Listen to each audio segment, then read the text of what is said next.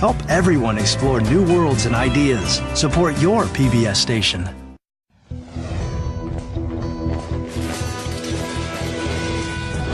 On this episode of Nova Science Now. Liftoff of Space Shuttle Alliance. Recently, NASA launched a risky rescue mission. It's all to save the Hubble telescope. 20 years ago, we didn't know how big the universe was, how old it was. Now we do. Without the Hubble, none of those things would have happened. But how do you perform delicate repairs in a bulky spacesuit? We're changing an electronics card out. We've never done that on orbit. It could have sharp edges, and it could compromise the glove. Compromise a glove is euphemism for losing the pressurization of my suit and dying. Ultimately, even a tiny immovable screw could be catastrophic. And a sharp edge could be deadly. These are very brave people. It's incredible. The risk of dying is 1 in 70. Witness the mission firsthand. Card 1 is out. And find out, did the risk pay off? And we are headed to a site called X Swamp. In another rescue mission here on Earth. Like X-Files, X-Swamp? We'll take you to the Illinois swampland. Right here? Right here. Where researchers are conducting a unique experiment. This is the first time that this has been done. To find out if this harmless-looking bird is really a criminal mastermind. A cowbird mafia exists. It's Tina Soprano instead of Tony Soprano in this case with the cowbirds. Also, they call him Dr. Q. All right. And he's always on the move. I have exciting news for you. He's in a rush to find a cure for brain cancer, but knows the odds are against him. But so were the chances of me sitting here with you today when I came to this country 20 years ago. 20 years ago, he jumped this fence on the Mexican border and entered the United States as an illegal alien. Today, he's recognized as one of America's leading brain surgeons. Alrighty, I want Dan's mouth. And in our profile, we'll document his remarkable journey. All that and more on this episode of Nova Science Now.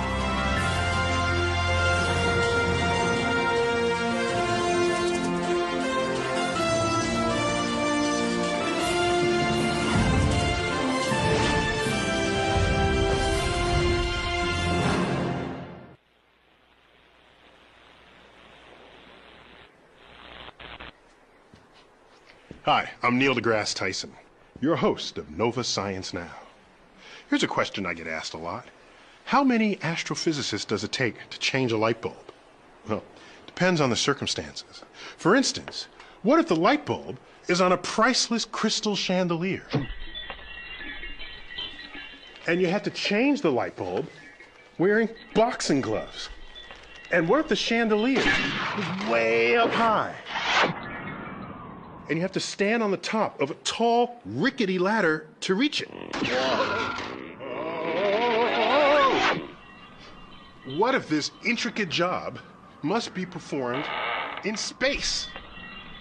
These are just the sorts of challenges, all together at once, facing astronauts on an important and risky mission.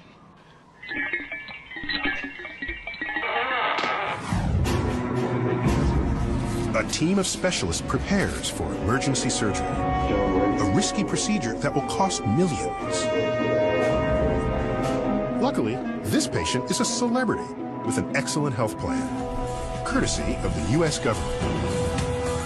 The Hubble Space Telescope. The Hubble is probably the best-known scientific instrument ever. Since 1990, it's brought us unprecedented views of the universe and revolutionized astrophysics. 20 years ago, before the Hubble flew, we didn't know how big the universe was, how old it was. Now we do. We didn't know that black holes really existed. We now know that black holes are everywhere. The Hubble telescope was the first telescope to actually examine the composition of a world around another star. Without the Hubble, none of those things would have happened. But by last year, Hubble was in trouble. It was dying, and half its instruments, including the camera that took these pictures, were already dead. The only hope to save Hubble was a shuttle mission launched this past May. Launch day. Kennedy Space Center. Within an hour from now, Space Shuttle Atlantis will launch, carrying a crew of astronauts to repair and service the Hubble telescope for the last time. I'm not the only one here to witness this historic launch. There's a few thousand spectators, plus news media. This will be the most closely watched shuttle mission in years because of Hubble's unprecedented popularity. Images from the Hubble telescope brought the universe into our collective backyard. There's nothing else like it in the history of science. So it's a bit emotional for me. I have friends and colleagues on the Space Shuttle Atlantis. So good luck, Atlantis. Godspeed. 7, 6, 2, 1, and liftoff of Space Shuttle Atlantis. On visit against the vision of Hubble, the deepest treasure of our universe.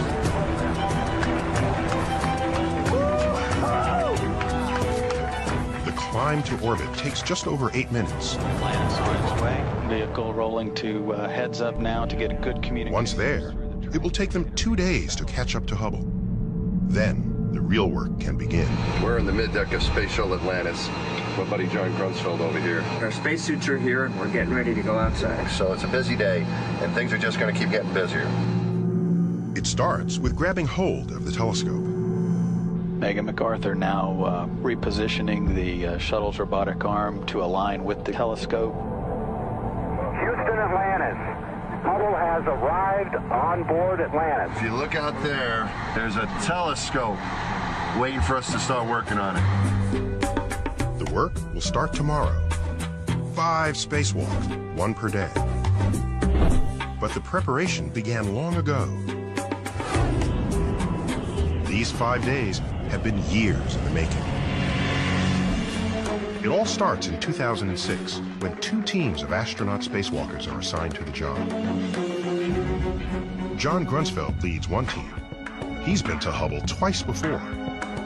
The Hubble was designed to be serviced by people, to take things out, put things in, turn bolts, keep it running. John's partner is Drew Feustel. This will be his first flight. We kind of operate on a buddy system. One person does the work, another person's handing off tools, providing support. On the second team is Mike Good, also making his first flight. Hubble's done some great things, and it's great to know that I'm going to get to go up and have a chance to get up there and touch it, open the doors, get inside of it to work on it. Leading the second team is veteran spacewalker Mike Massimino. He worked with John Grunsfeld on Hubble in 2002. Third roller. If we can fix Hubble with its new capabilities, it's going to make some great discoveries. There's lots to do. Replace batteries, install a brand new camera, swap out gyros, remove old optics, install a new spectrograph, and more. Generally what we do is we come up with a whole replacement for an instrument or for a piece of equipment. Even if something little is wrong with it, you don't mess with it usually. You just pull it out, put the whole new one in.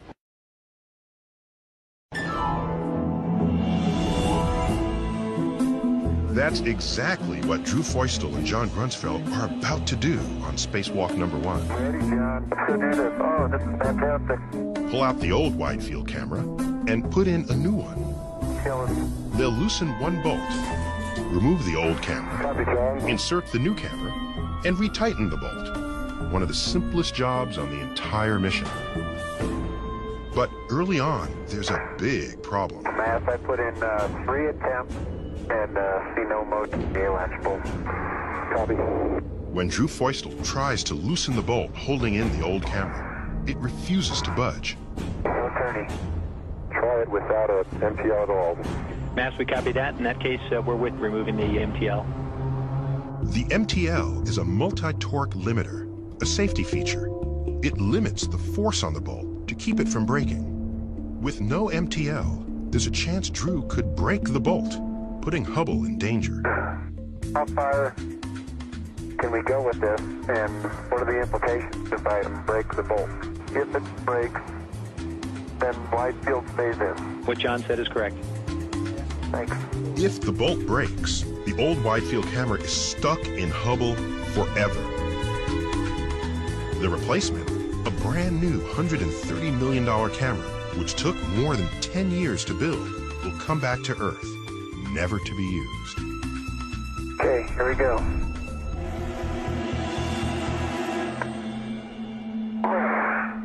I think I got it.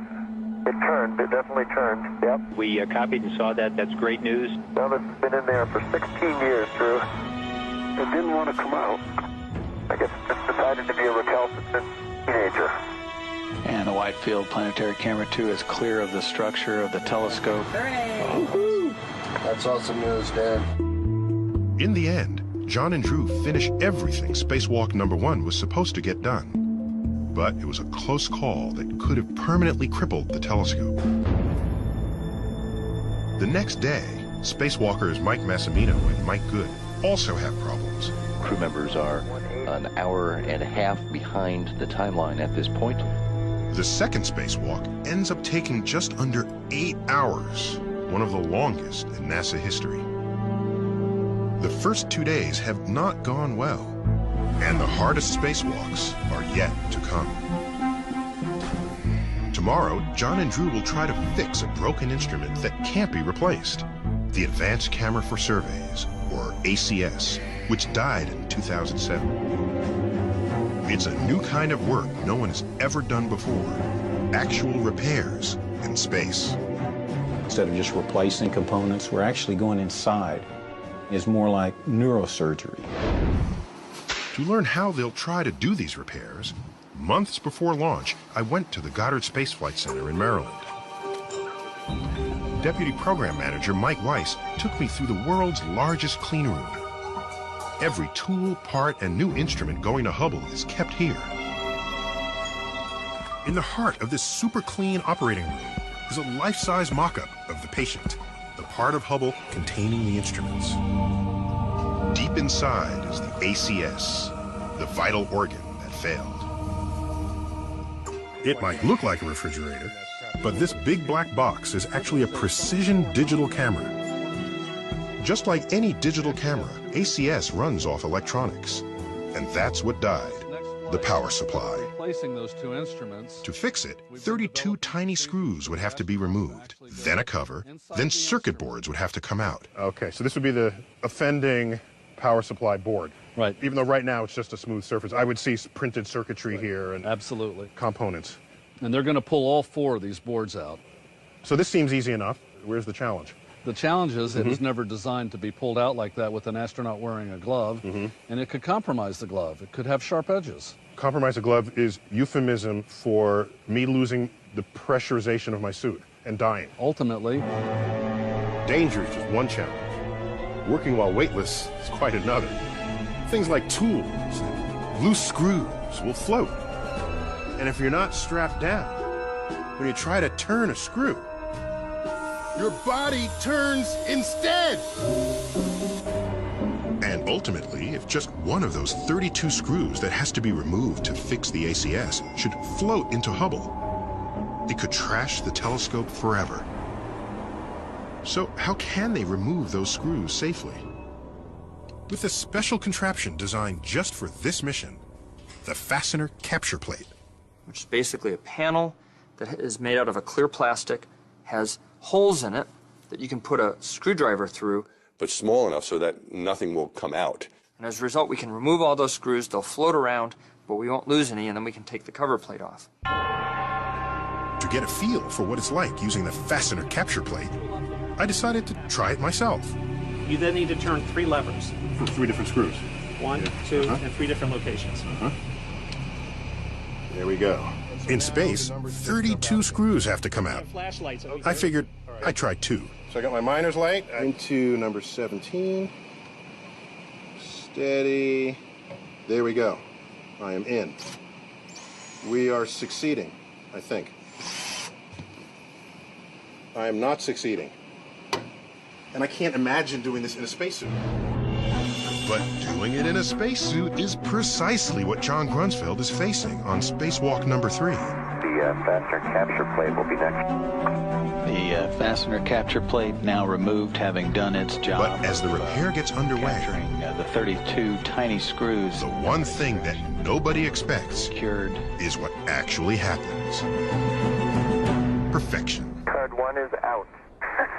Nice. I heard that. No loose screws, no cut gloves. Oh, that's unbelievable.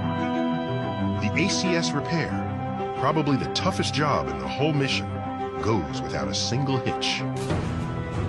Down on the ground, the Goddard engineers who designed the tools and planned the repair are thrilled. It's a good one today. No issues, ahead of the timeline, went smooth just like they practiced it. Over the next 2 days, the final spacewalks complete every task assigned to the mission. The final spacewalk to service the Hubble Space Telescope is complete. This mission hasn't just fixed Hubble, it's set a new precedent for the level of intricate repair work that's possible on spacewalks. They've pulled out boards, replaced boards, struggled with, handles that wouldn't come off and improvised. I mean, I think we have raised the bar enormously because suddenly you can see what humans can do in space. We're stalling minus 0.05. The day after the final spacewalk, Hubble is released back into its own orbit. Flight control resolved. It's the last time humans will ever touch or see this magnificent science instrument. What were you thinking when you patted Hubble goodbye? Happy voyages. I hope everything that we did worked. Over the next few months, the new instruments get acclimated to the conditions of space. And I can't wait to see what a rejuvenated Hubble can do. It's probably between 50 and 100 times more powerful than it was when we first launched the Hubble. So it's a completely new telescope. Just weeks ago, Hubble transmitted the first post-repair images. It's the start of a new era in Hubble history. And later this fall, you can see those images and watch the story of the whole mission on NOVA.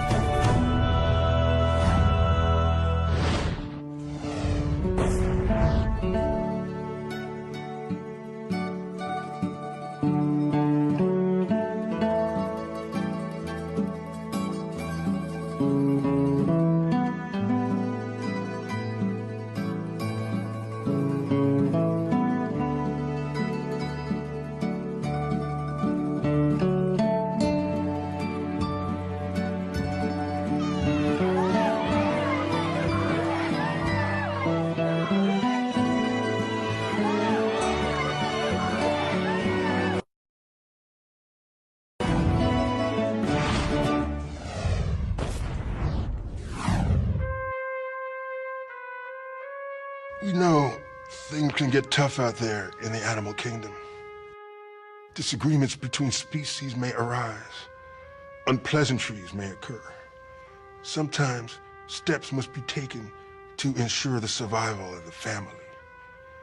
But our expectations have been exceeded by one particular animal who enforces its will in a manner heretofore seen only in humans. Correspondent Annalise Strachan has ventured into the swamps to track down a creature that may be giving its neighbors an offer they can't refuse.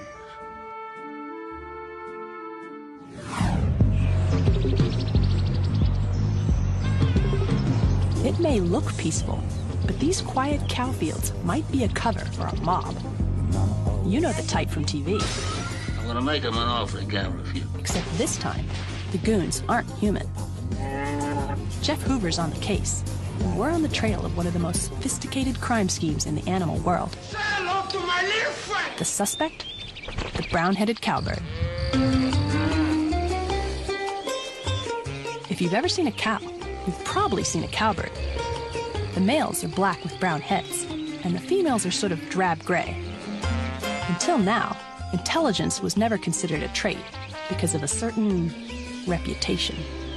People describe them as lazy. In general, people hate cowbirds. Why? Because cowbirds are freeloaders. They never make nests or raise their own kids. They just ditch their eggs in other birds' nests and let someone else do all the work. Just ask any bird watcher.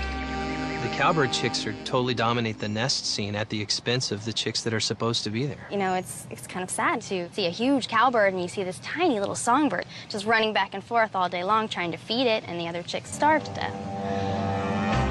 In fact, cowbirds are so good at what they do, they appear to be driving several songbird species to extinction.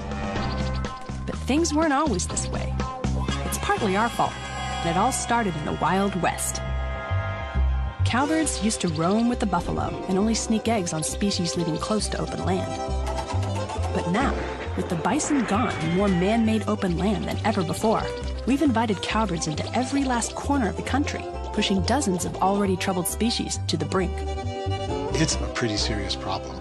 Without cowbird control, some of those populations, perhaps some of those species, would be extinct now. And it gets worse. Cowbirds can somehow sucker over 150 different bird species to raise their offspring. How do they get away with this? Why don't the victims just throw those eggs out? That's where Jeff Hoover comes in. He's a bird ecologist with the Illinois Natural History Survey, and he thinks something in the story just doesn't add up. There she goes. She just flew out. For the longest time, it's been thought that cowbirds are either dumb or lazy. And they figured, oh, well, all they do is they come and they lay their egg, and then they forget about it. You just ditch it. They just ditch it, and they never follow up. Case closed. That is, until Hoover started studying one of the cowbird's local hosts, the prothonotary warbler. We started seeing some really odd things happening. I would be watching a pair of warblers bringing food to a nest, and that nest contained a cowbird baby, and I'd happen to notice, oh, is that a female cowbird? Yeah, there's a female cowbird sitting maybe 50 feet away, kind of hidden, and watching. And then I just kind of wrote that off, but then I saw it again. Then Hoover stumbled on a surprising twist. It happened when he started removing cowbird eggs from warbler nests in an effort to increase the number of warbler offspring. And when we started doing that, we found that some of these nests were starting to have things happen to them. We'd see warbler eggs disappear, warbler eggs get broken. The usual suspects would be a raccoon, snakes, flying squirrels, but they weren't a problem before we started removing cowbird eggs. Trashing nests? Are we talking about revenge? We're in a little bit of denial because we didn't think that the cowbirds would be capable of this kind of sophisticated behavior. No one had really documented it before, and cowbirds have been studied a lot. We are talking about cowbirds here, aka lazy bums who pal around with cattle all day. Could cowbirds really be doing this? To find out, Hoover would need a scheme to catch these culprits red-handed, and he knows just the place to start. Welcome to Illinois swamp country, where cowbirds get away with dumping over 4,000 eggs on warbler parents every year. So where are we headed? We are headed to a site called X-Swamp. Like X-Files X-Swamp? Like X-Files. There aren't any aliens here, but it's got about 20 pairs of the warblers that we're studying, and there's also cowbirds here, so it fit the bill for what we needed. The game plan. First, stake out nesting sites across warbler territory. And maybe if I can take the pose from you. And this looks like a really good spot to put up one of our nest boxes. Right here? Right here. There. Okay. So we've got our 2 poles. Next, we'll line up hundreds of carbon copy nest boxes all over the swamp. So now we've got a nice little home here for the warbler. Right. And if we left it out like this, they probably wouldn't use it. So we need to make it looks a little suspicious, yes, I have to say. Yeah. We need to make it blend in a little bit better with the environment out here. But how do you keep other critters like snakes and raccoons from butting in? So what's that? So this is axle grease. It keeps things like raccoons from being able to climb up and do anything with the nest. This is like predator proofing. Exactly. This is really important for us to be able to eliminate yet another one of the possible suspects for who's ransacking our warbler nests. So we've set the scene and ruled out the usual suspects. But to pin any nest trashing on the cowbird, we'll need to rule out the warblers too. They could be trashing their own nests for all we know. And that calls for a little custom modification to the housing. Oh, look at that. There we go. Perfect. Yeah. So this is the wide opening, or the big opening, that both the warblers and the cowbirds can fit through. Okay. What we're going to do next is we're going to take this smaller drill bit, and the warblers, believe it or not, can still fit through that size of an opening. It's tiny. But female cowbirds are about 3 times the size of the warbler. They can't.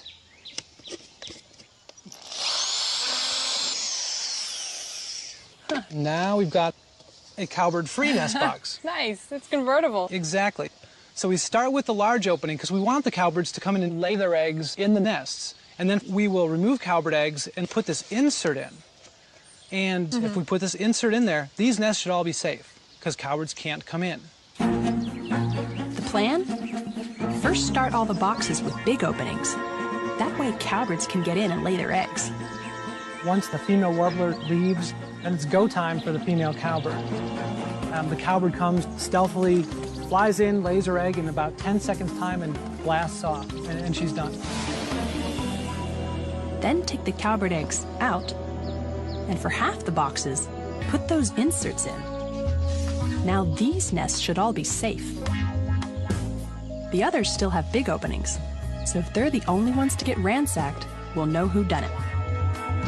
Leaving one last step, waiting. Head out this way. All right. So, do you ever make a cowbird egg omelet? My guess is that it probably wouldn't taste too bad, especially with a little bit of Tabasco sauce on it. The stakeout begins. Dozens of nests, day after day. The team slogs through the muck to check the status of the eggs. It takes months, but slowly a pattern begins to emerge. Only the nests with big openings are getting ransacked. And over a number of years, the patterns became really, really clear to us. That, oh my goodness, we've actually got experimental evidence that female cowbirds are really doing this stuff. Sure enough, those small-holed nests cowbirds couldn't fit into were 100% safe. It's the most compelling experimental evidence ever of an animal besides us exacting a mafia-like retaliation. My first reaction was, oh boy, they're way smarter than we thought. And they even caught the whole thing on tape. With quick, sharp stabs, the female cowbird does the dirty deed. Within seconds, the entire warbler brood is destroyed. We had really nailed it. But then, well, why would they destroy the contents of the nest? What does that do for the cowbird? Perhaps it's a power play cowbirds use to force other species into accepting their offspring. Because the warblers could learn, if you don't play along with this game, if you don't raise my offspring, there's a penalty. And that penalty is that we're going to come back and we're going to mess up your nest. We suddenly have to view these birds as much more sophisticated than we'd ever thought. That says some amazing things about avian intelligence. So maybe it's time to reconsider the cowbird's reputation. I think the word debunked is exactly what we've done. They come back and they monitor nests. They're actually seeing their offspring being taken care of. What I really like about it is that it's the female cowbirds, too. It's Tina Soprano instead of Tony Soprano in this case with the cowbirds. Nothing personal. It's just business.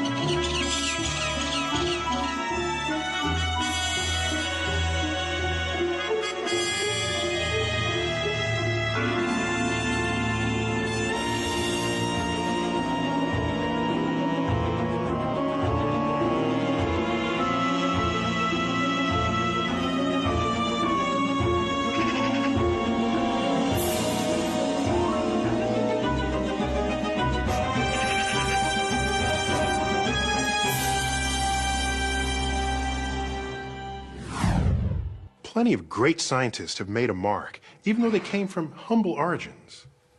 Albert Einstein, when he was younger, was a patent clerk. Dmitri Mendeleev, inventor of the periodic table of elements, was a poor kid who hitchhiked thousands of miles across Siberia just to go to college. In this episode's profile, we meet a brain researcher whose journey of discovery was rife with challenges of its own. It's early Monday morning, and Dr. Alfredo Quiñones Hinojosa, or Dr. Q as everyone calls him, slips into his lab coat as routinely as Mr. Rogers puts on his sweater. All right. His day begins with a quick sprint through his lab to check on things. And, as always, a good wash. Clean your hands all the time. You can never clean your hands too much. The pace here is fast because lives hang in the balance.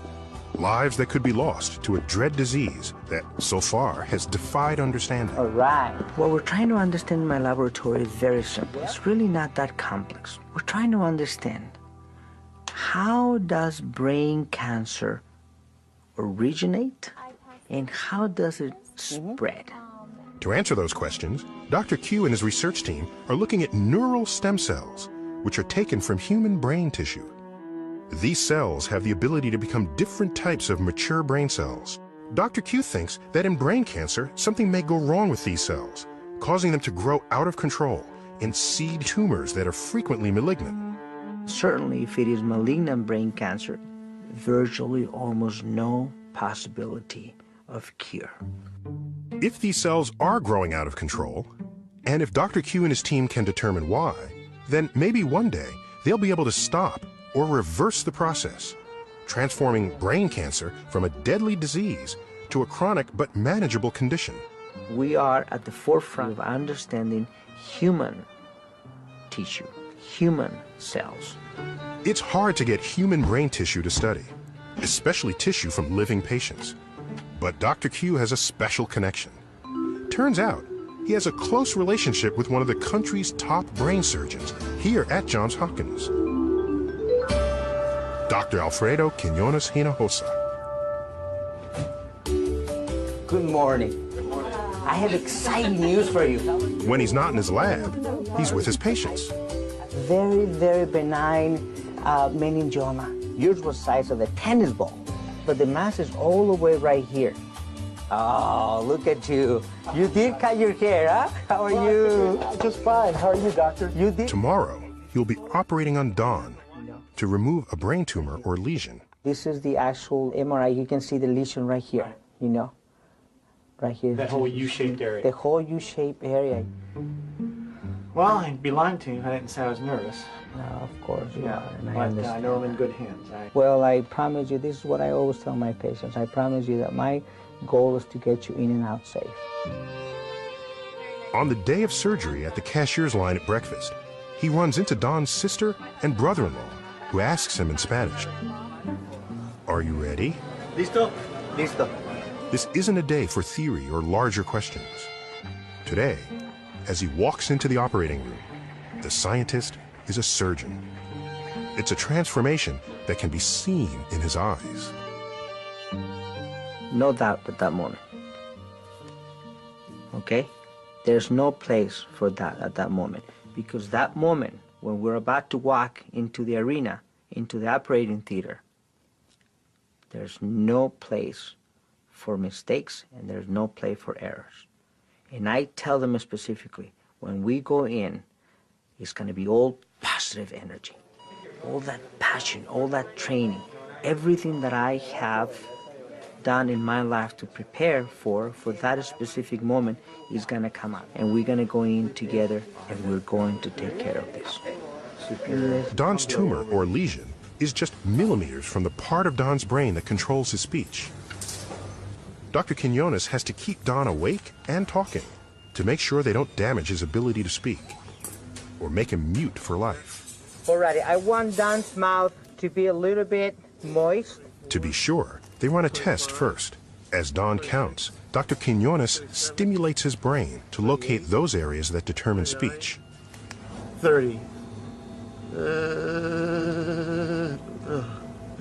right there, Don? You okay? Yeah.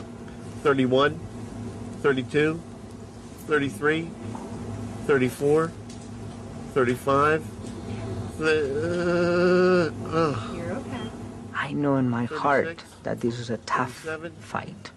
38. I know that the chances that I may have a significant impact on this disease are not very good. As a matter of fact, to be honest with you, the odds are overwhelmingly against me succeeding in this field as far as finding a cure or a better way to treat brain cancer. But so were the chances of me sitting here with you today when I came to this country 20 years ago. chances were about all Alfredo had in 1987, and they were slim to none. He was a Mexican citizen, poor and desperate to come to America when he jumped this fence and snuck into the country as an illegal alien. It is tough to be poor. It is tough to be poor in the United States. Imagine how much more difficult it is to be poor in poor countries. And it's tough to survive in that environment, to be honest with you. I think that it was pretty clear to me that this is what I needed to do. Alfredo grew up in Mexicali, just across this wall at the California border. Neither of his parents made it past the first grade. The same grade little Alfredo was in when he started managing the finances of his father's gas station. By the age of 5, I was already working. By the age of 10, I was a major contributor. What little the family had disappeared along with the Mexican economy in the 1980s, and Alfredo jumped the fence at 19. He became a migrant worker in the San Joaquin Valley. At first, I was thinking, I am going to take over the world with this. I am going to go back to my country triumphant, and I am going to be making a lot of money. Then I get my first check, about $130 a week, and I realized this may take a little bit longer, and this is hard work. He lived in this trailer for about a year, all by himself. It was a palace. Alone and depressed, Alfredo made it to Stockton, where he shared a room with other family members and enrolled in English classes at San Joaquin Delta Community College. There, he met Anna. I kept seeing him walking across this little area where everybody would sit and relax, and I would see him just fly by very fast. They became friends, but didn't date for another 2 years. I just never, I never thought. I mean, it's my insecurities. It's how can this beautiful woman be interested in a guy who has nothing? I saw something in him right away that he was different, and I think that's one of the reasons why I was attracted to him, because I could see the fire within him that, someday, somewhere, something fabulous was going to happen with him. Alfredo kept moving quickly. From Berkeley, he went to Harvard Medical School. He became a U.S. citizen, married Anna, had 3 kids, a dog and a cat, did his residence and postdoc at UC San Francisco, and started his lab and became a surgeon at Johns Hopkins. 4 hours into Don's operation, Dr. Quinones removes the tumor, leaving Don's speech intact. Don has already agreed to give Dr. Q's lab samples of his brain fluid and tissue from the tumor. And Don, his brain open and with Dr. Q's fingers literally inside of it, says, "Take as much as you want." Isn't that amazing? I can take his speech away just like that, just by going a millimeter over, by taking a small vessel, a microscopic vessel that you cannot even see. Anything can change radically, and yet he said, take as much as you want. Don doesn't know that he's just given his tissue to a research team full of hungry overachievers who understand that ending their week every Friday night with a lab meeting to discuss their research until 10 p.m. is just a small price to pay for working with Dr. Q. Jason Chang, I'm from San Francisco. I went to University of California, San Francisco Medical School. Sophomore at Johns Hopkins University. From MIT. I'm from Oxnard, California. Guayaquil, Ecuador. From India. Wakefield, Rhode Island. Dr. Q is sharing some of the amazing opportunity he's had. But he's also got a lab to run. And if he can't move fast enough to accomplish his dream, he's hoping one of these young people will get the chance. I have to recognize that I may never be able to have a significant impact on brain cancer. So my duty is to train those future generations. In Dr. Q's version of the American dream, rigorous, sometimes endless work leads to more and bigger dreams. Earlier that day, just 2 days after his surgery, Don went home. Living proof of Dr. Q's American dream. Living to dream some more.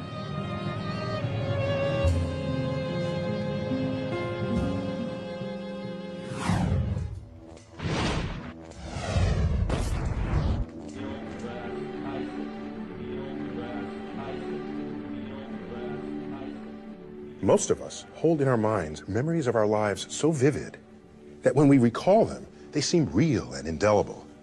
They're an essential part of who we are. But as we explore the mechanics of the brain, we're starting to learn exactly what these memories are made of. And it turns out, a lot of it boils down to chemistry. As correspondent Chad Cohen reports, researchers are discovering the precise molecules that can create memories, as well as the molecules that can erase them forever.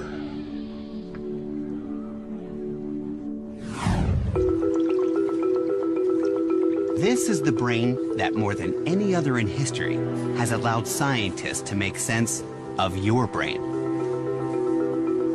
For 82 years, it resided in the head of a man named Henry Gustav Mollison, better known as HM.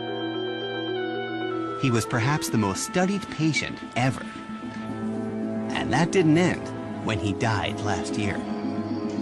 With HM's permission, neuroanatomist Jacopo Anese went to work dissecting his brain into 3,000 slices. You can imagine the brain being like a book, and our tissue slices are the pages of this book. The only catch is the slices are transparent, so you cannot really see anything until you use a lot of obscure chemical processes to reveal the features in the tissue.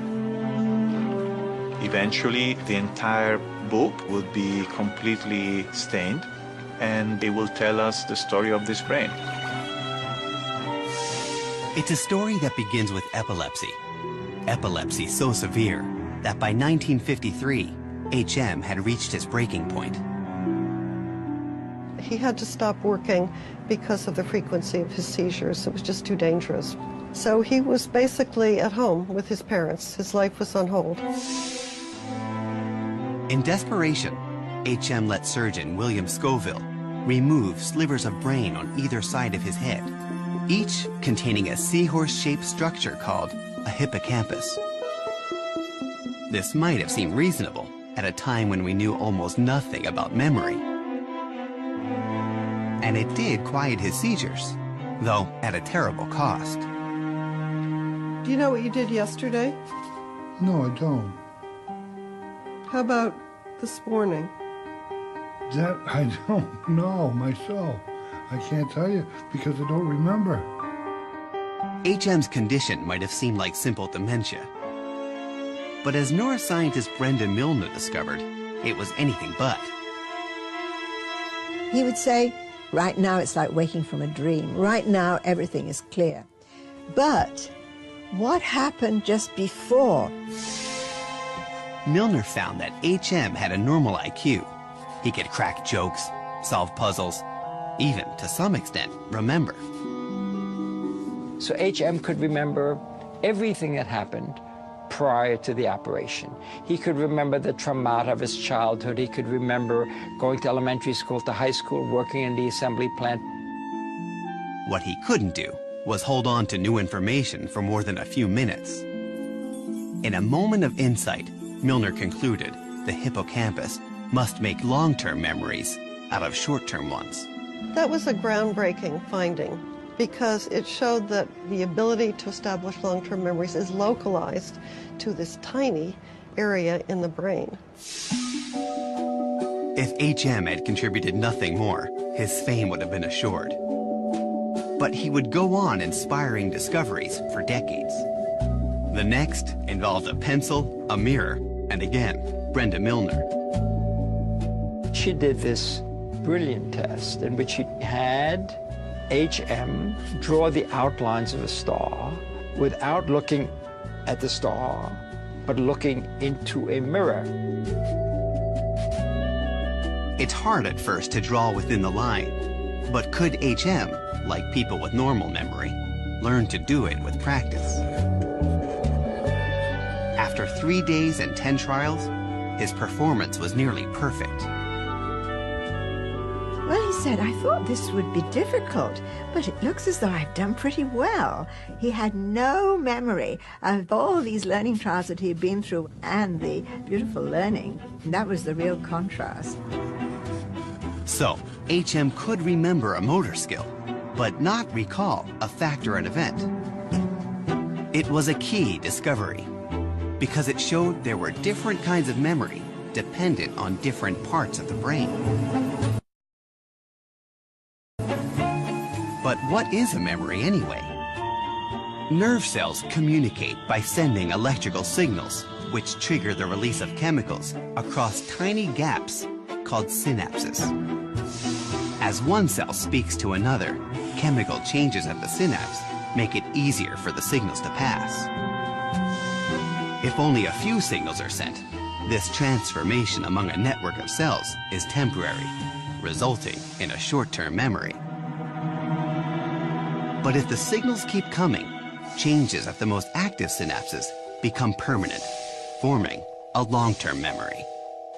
So long-term memory actually involves an anatomical change in the brain.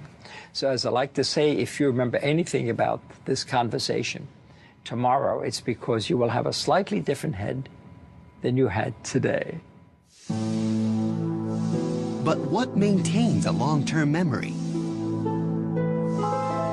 How can you recall something that you may not have thought about for 20 years?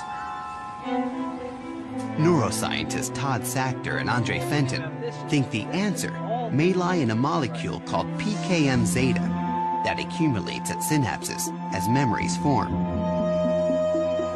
PKM zeta acts as glue, if you will, for fixing the connections amongst the neurons that were active together, so that later in time, those neurons are bound together and permanently bound together and can become active again to recall the experience. To assess the molecule's importance, Fenton set up an experiment that would give the rat a memory. He placed it on a revolving table, where in one area, it would receive a mild shock. There's the rat, and he's approaching the shock zone. He's beginning to move a little bit, but looks like he's going to enter the shock zone. He's gotten shocked, and he's just run away. He's approaching it right now. Soon, the rat always avoided the shock zone. And he's walking away. So when the rat stays away from a particular area, we can imagine that he has remembered where he was shocked.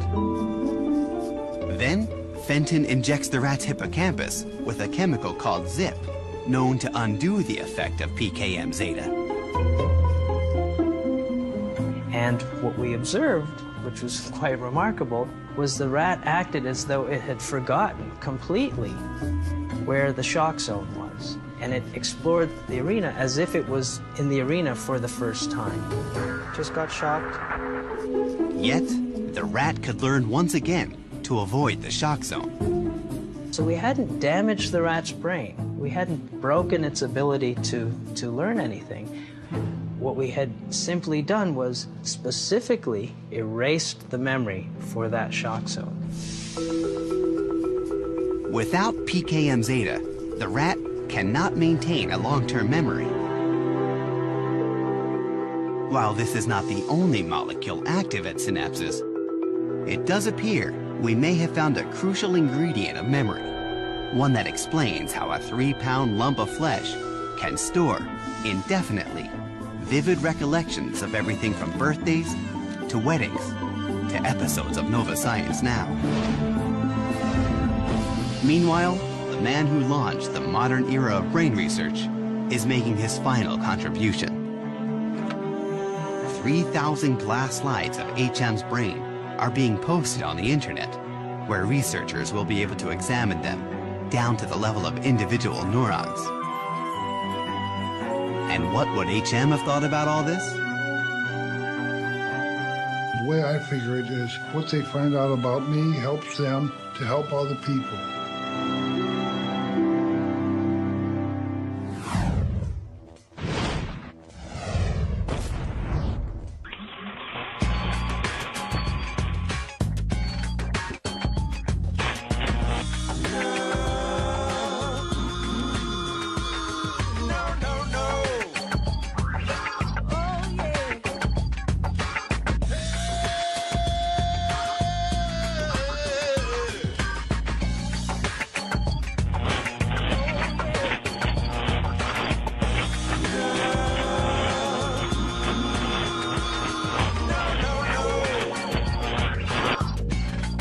a good thing. And now for some final thoughts on looking up. 400 years ago, Galileo, a mathematician in Venice, Italy, built a telescope of his own design and used it in a way that hardly anybody else at the time thought of. Instead of looking at birds or spying on neighbors, he looked up. He looked up at the sun, moon, and stars. Then and there began a 4-century legacy of discovery that would permanently transform our relationship to the universe.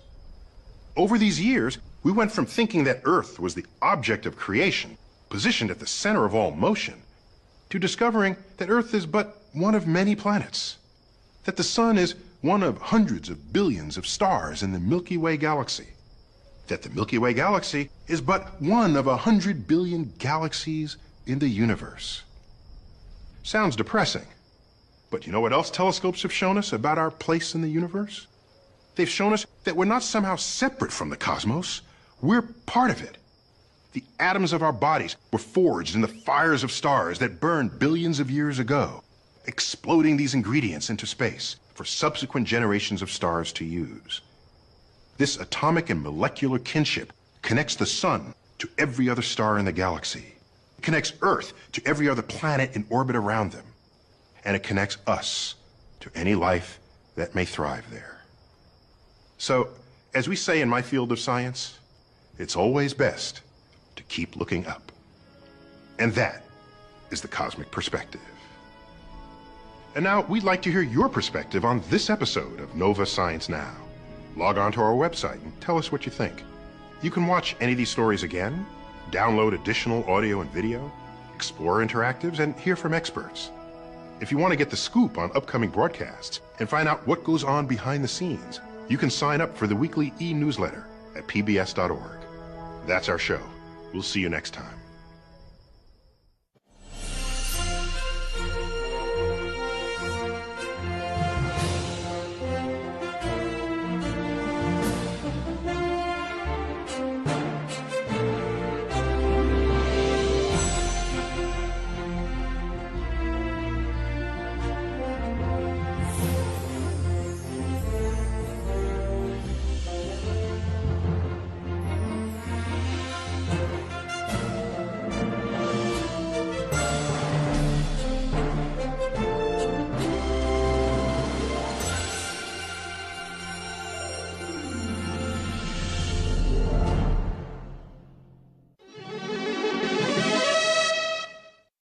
Help everyone explore new worlds and ideas. Support your PBS station.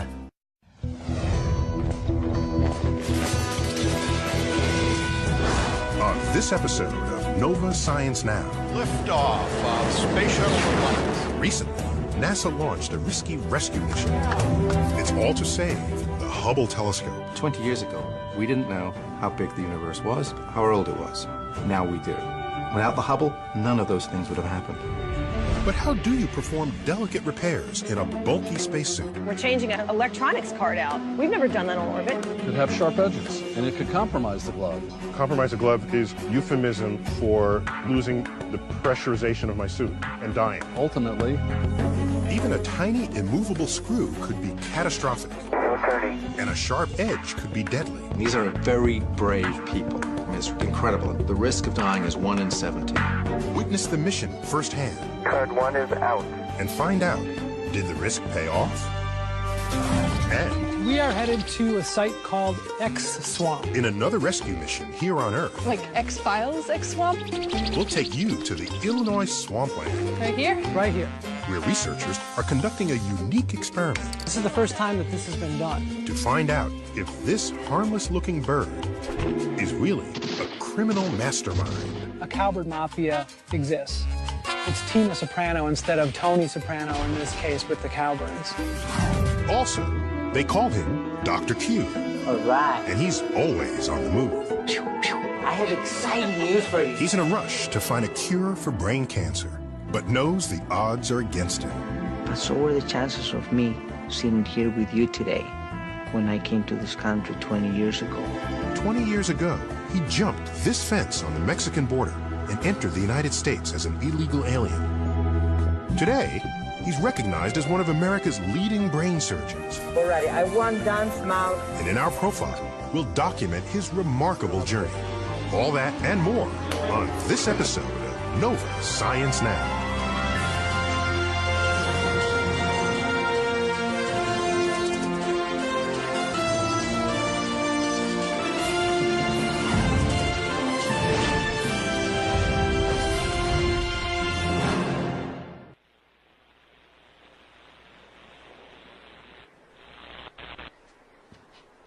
Hi, I'm Neil deGrasse Tyson.